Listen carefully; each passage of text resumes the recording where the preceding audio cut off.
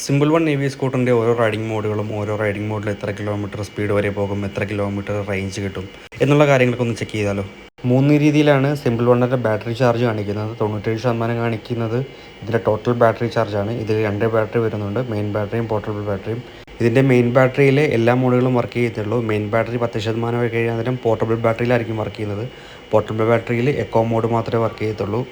Main battery 10% ആയി കഴിയുമ്പോഴത്തേക്ക് ഇപ്പോൾ ഈ 97% കാണിച്ചിരിക്കുന്നതിൻ്റെ അവിടെ 33% ആയിരിക്കും പിന്നെ ടോട്ടൽ ചാർജ് കാണിക്കുന്നത്. 2 ബാറ്ററിയും ഫുൾ ചാർജ് ആണെങ്കിൽ നമുക്ക് എക്കോ മോഡിൽ ഏകദേശം ഒരു 190 കിലോമീറ്റർ വരെ റേഞ്ച് കിട്ടും. ബാക്കിയുള്ള 3 മോഡുകളിലും ഡിസ്പ്ലേയിൽ കാണിക്കുന്ന അത്രയും കിലോമീറ്റർ ആ മോഡിൽ കിട്ടത്തില്ല.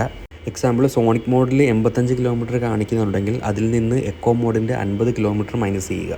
അപ്പോൾ കിട്ടുന്ന കിലോമീറ്റർ ആയിരിക്കും മെയിൻ ബാറ്ററി കൊണ്ട് നിങ്ങൾക്ക് 3 മോഡുകളിലും റൈഡ് ചെയ്യാൻ പറ്റുന്ന കിലോമീറ്റർ. ദെൻ പോർട്ടബിൾ ബാറ്ററിയിലോട്ട് സ്വിച്ച് ആവും. പിന്നെ എക്കോ മോഡിലായിരിക്കും വണ്ടി പോകുന്നത്. ഞാൻ ഇതിൻ്റെ പോർട്ടബിൾ ബാറ്ററി റിമൂവ് ചെയ്ത് ബാക്കി 3 മോഡിൽ കിട്ടുന്ന കറക്റ്റ് കിലോമീറ്റർ കാണിച്ചു തരാം. സോണിക്കിൽ 40 കിലോമീറ്റർ, ഡാഷിൽ 60 കിലോമീറ്റർ, റൈഡിൽ 85 കിലോമീറ്റർ, എക്കോ മോഡിൽ 140 കിലോമീറ്റർ. ഇതാണ് നമുക്ക് മെയിൻ ബാറ്ററിയിൽ പോകാൻ പറ്റുന്ന കിലോമീറ്റർ. മെയിൻ ബാറ്ററി തീരുമ്പോഴത്തേക്ക് നേരെ പോർട്ടബിൾ ബാറ്ററി സ്വിച്ച് ആവും. പോർട്ടബിൾ ബാറ്ററിയിൽ അറൗണ്ട് ഒരു 50 കിലോമീറ്ററോളം കിട്ടും. നമുക്ക് നോർമൽ സിറ്റി ഡ്രൈവിലൊക്കെ എക്കോ മോഡ് തന്നെ ധാരാളമാണ്. അത്യാവശ്യം നല്ല ഡീപ്പ് കയറ്റമൊക്കെ ആണെങ്കിലും എക്കോ മോഡിലൊക്കെ വിത്ത് പില്ലിയൻ വണ്ടി ഈസി ആയിട്ട് കയറിപ്പോവും. ഇതേപോലത്തെ കൂടുതൽ വീഡിയോസുമായിട്ട് വരാം. ബൈ.